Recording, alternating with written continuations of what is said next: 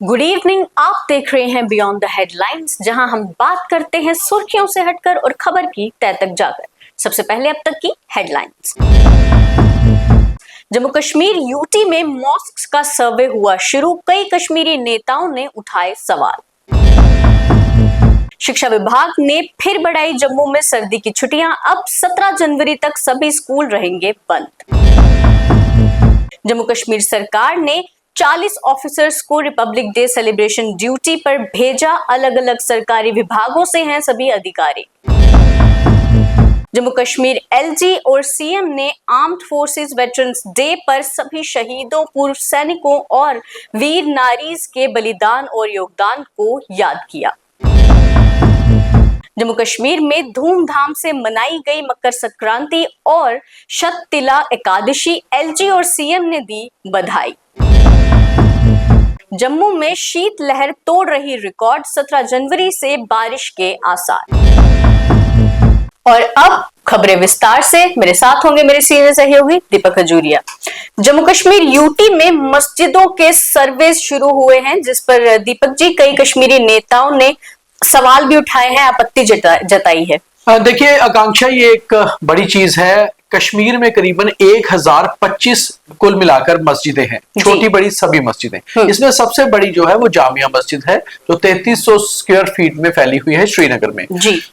कुल मिलाकर जम्मू कश्मीर पुलिस जो है उनको ये काम सौंपा गया है कि जितनी भी मस्जिदें कश्मीर में हैं उनके सर्वे होंगे। अब बड़ी बात यह है, ये सर्वे इसलिए किया जा रहा है कि बहुत सारी ऐसी शिकायतें आती थी कि इन मस्जिदों को लेकर कौन फंडिंग करता है, जो मस्जिद की केयर टेकर है उनके आधार कार्ड चेक किए जा रहे हैं, इन मस्जिदों के जो रेवेन्यू डॉक्यूमेंट चेक किए जा रहे हैं कि आखिर जो जमीन है क्या वो जमीन जो है वो रजिस्टर्ड जमीन है, क्या वो जमीन जो है शामलाट जमीन है, क्या वो जमीन जो है वो लीज पे ली गई है। क्योंकि बहुत तरह की रेवेन्यू रिकॉर्ड में जमीनें होती हैं और बहुत देर से ये चीजें सामने आ रही थी कि आखिर कुछ जगह बाहर से फंडिंग होती है। तो ये एक सर्वे है, इसमें कोई ऐसी चीज नहीं है जिसमें दिक्कत आएगी। और अगर जाहिर सी बात है कि अगर रिलीजियस स्पॉट्स का सर्वे हो रहा है तो इसमें किसी को प्रॉब्लम होनी नहीं चाहिए। कल को किसी मंदिरों का सर्वे होगा या किसी दूसरे समुदाय के जो है रिलीजियस प्लेसेस है उनका सर्वे हो, तो इस सर्वे में कोई दिक्कत होनी नहीं चाहिए दरअसल, क्योंकि इसमें एक लैंड रिकॉर्ड होता है जो आपके वो ट्रस्ट के तहत ही आ रही है। उस ट्रस्ट के आधार कार्ड है, उसकी ट्रस्ट में कितने लोग हैं, कौन कौन लोग हैं। और बड़ी बात है कि इन मॉस्क्स में जो केयर टेकर है वो कितनी बार फॉरेन गए, अगर वो फॉरेन गए, उनके पासपोर्ट है, वो कितनी बार गए, वो दरअसल क्यों गए, ये सारी चीजों का रिकॉर्ड जो है वो एक पुलिस मेंटेन कर रही है। और इसके लिए सर्वे है जो शुरू हुआ है। एक बड़ी बात इसलिए बनाई है कि हर बार कश्मीर के नेता इन चीजों को लेकर सवाल उठाते हैं। Former chief minister Mehbooba Mufti हो या श्रीनगर से एमपी सैयद आगा रूहुल्ला जो खुद नेशनल कॉन्फ्रेंस से आते हैं, ये दोनों सवाल उठा रहे हैं कि आखिर क्यों ऐसा सर्वे हो रहा है, क्या जरूरत पड़ गई कि मस्जिदों का सर्वे करना है। तो कुल मिलाकर देखा जाए तो एक जेन्युइन सर्वे है। किसी भी चीज का सर्वे करना कभी भी गलत नहीं होता। कहीं पर कोई खामी नजर आएगी, उसके ऊपर एक्शन होगा तो आप कहिएगा कि गलत एक्शन हुआ है। मगर अगर मान के चलिए कि कोई भी रिलीजियस स्पॉट है, उसमें किस तरह का रेवेन्यू रिकॉर्ड है, किस तरह के बाकी रिकॉर्ड्स हैं, उसको चेक करना, उसको एक मेंटेन करना कभी भी गलत नहीं होता। तो ये एक बड़ी खबर बनाने के लिए सियासी खबर इसको रंग देने की कोशिश की जा रही है, जबकि ये एक रूटीन सर्वे है। और बहुत देर से ये बात चल रही थी कि एक मॉस्क्स का जो पूरे जम्मू कश्मीर में सर्वे होना चाहिए, और फिलहाल ये कश्मीर से शुरू हुआ है और अब शायद इसमें जम्मू में भी आगे चलेगा। मगर अभी कुछ दिन लगेंगे इसको सर्वे को करने में।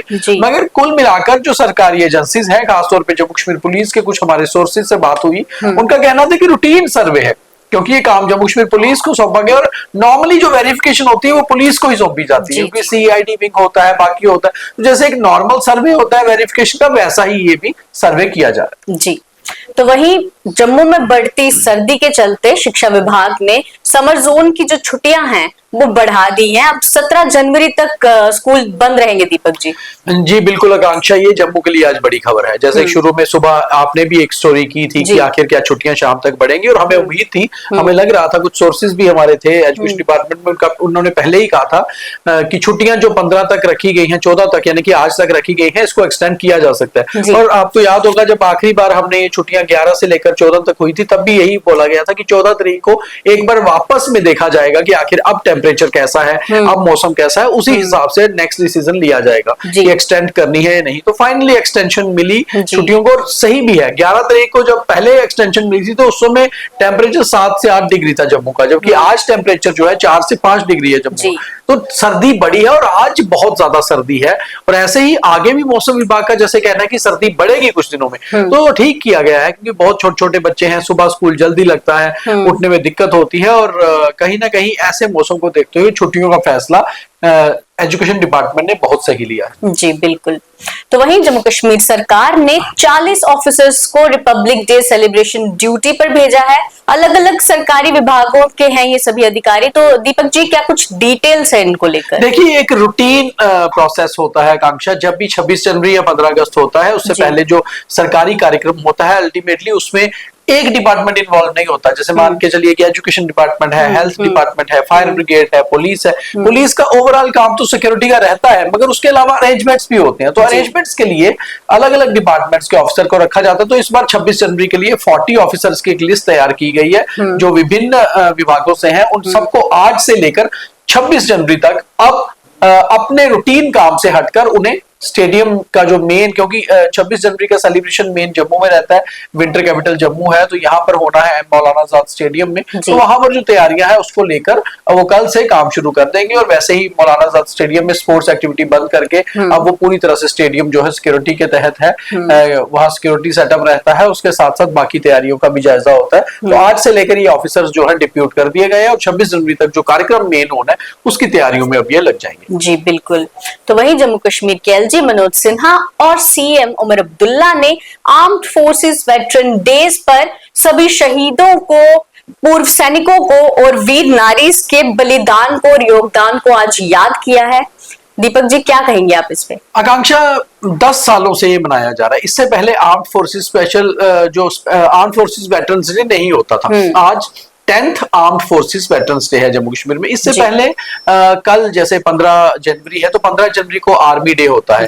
तो इससे पहले 14 जनवरी को आर्म्ड फोर्सेस वेटरन्स डे रखा गया है। अब इसको लेकर खास तौर पे क्या होता है कि हमारे जो पूर्व सैनिक हैं, उसके अलावा हमारी वीर नारियां हैं, उनके बलिदान और योगदान बहुत बड़ा है देश के लिए। आप देखिए कितनी जंगें हुई, वहां पर कितना योगदान दिया गया। और जो हमारे पूर्व सैनिक होते हैं यानी कि एक्स सर्विसमैन, उनकी बहुत दिक्कतें होती हैं, और उसके ऊपर ध्यान देने के लिए भी एक दिन ये रखा जाता है। इसलिए आज का दिन बहुत महत्वपूर्ण है, और चीफ मिनिस्टर और लेफ्टिनेंट गवर्नर दोनों ही अलग अलग कार्यक्रमों में शामिल भी हुए, और उन्होंने पूर्व सैनिकों को कहा कि सरकार उनके साथ है जहां भी कोई दिक्कतें आती हैं। जी बिल्कुल। तो वहीं जम्मू कश्मीर में आज मनाई गई बड़े ही धूमधाम से मकर संक्रांति और शक्तिला एकादशी। एलजी और सीएम ने भी इस पर बधाई दी है। दीपक जी, आकांक्षा, 41 साल बाद ये संयोग बना है कि संक्रांति और एकादशी एक ही दिन आई है, और ये दोनों जो त्योहार हैं हमारे रिलीजियस फेस्टिवल माने जाते हैं। मकर संक्रांति तो पूरे देश में अलग अलग तरीके से मनाया जाता है। नॉर्थ इंडिया में इसे मकर संक्रांति कहा जाता है। अगर आप उत्तर प्रदेश या मध्य प्रदेश की बात करें या बिहार की, तो वहां इसको अलग रूप से देखा जाता है, माघ मेला के रूप से। प्रयागराज में एक बहुत बड़ा मेला होता है। साउथ इंडिया की बात करें तो उसे पोंगल कहा जाता है, और गुजरात राजस्थान की बात करें तो उत्तरायण कहा जाता है। गुजरात में काइट फेस्टिवल भी होता है जिसमें प्रधानमंत्री नरेंद्र मोदी ने भी आज भाग लिया। तो मकर संक्रांति सबसे बड़ी संक्रांतियों में एक मानी जाती है। वहीं जो शक्तिला एकादशी है, इसे जितनी एकादशियां हैं उसमें भी एक महत्वपूर्ण माना जाता है, और इस दिन भगवान विष्णु की पूजा होती है। और शक्तिला एकादशी की खास चीज ये कही जाती है कि आज के दिन तिलों से नहाना, तिलों को ही खाना, तिलों को ही दान करना। तो तिल जो है, क्योंकि इसका कारण सिर्फ हमारी संस्कृति या परंपरा से नहीं है, बल्कि हमारी बॉडी से भी है। क्योंकि सर्दी से हम गर्मी की ओर जा रहे होते हैं, तो ये जब पीक पे सर्दी होती है, तिल खाना हमारी बॉडी के लिए बड़े अच्छे माने जाते हैं, ड्राइनेस को दूर करते हैं। तो इसलिए खास तौर पे ये पुराने महत्व है जो भारत की परंपरा चली आ रही है। तो ये बहुत बड़ा त्योहार था। लेफ्टिनेंट गवर्नर और चीफ मिनिस्टर दोनों ने इसकी बधाई भी दी, और जम्मू में कई कार्यक्रम हुए। कई सारे हमारे जो सामाजिक अलग अलग समाज है उनकी आज एनुअल कांग्रीगेशन जिसको कहा जाता है, कुल देवताओं की मेल, वो भी थी। कई सारे और कार्यक्रम भी हुए। तो ये आज दोनों महत्वपूर्ण दिनों का एक ही दिन आना वाकई में एक संयोग था। जी बिल्कुल। तो बात करें जम्मू के मौसम की, तो जो सर्दी है उसने सारे रिकॉर्ड्स तोड़ दिए हैं। लेकिन अब मौसम विभाग के अनुसार 17 जनवरी तक हो सकती है बारिश। दीपक जी क्या बोलेंगे आप? देखिए, मौसम विभाग लगातार अब ये कह रहा है कि वेस्टर्न डिस्टरबेंसेस जितनी जल्दी हिट करें जम्मू को वो बहुत अच्छा है, यानी कि बारिश हो, और 17 से 20 के बीच बारिश का अनुमान है। उम्मीद करते हैं इस बार अनुमान सही हो, क्योंकि इससे पहले जिस तरह ये ड्राई स्पेल जो है चल रहा है, बहुत ज्यादा पीक पे सर्दी है और सर्दी की शीतलहर की हालत ये है कि अब जम्मू में भी कम कबाहने वाली सर्दी आज जैसे महसूस हो रही है, शायद 1-2 दिनों में बढ़ेगी। और अगर 17 को बारिश आती है तो फिर एक अच्छा स्पेल हो जाएगा, जो फसलों के लिए भी अच्छा है और प्रकृति के हिसाब से भी बहुत बेहतर माना जाएगा। जी बिल्कुल।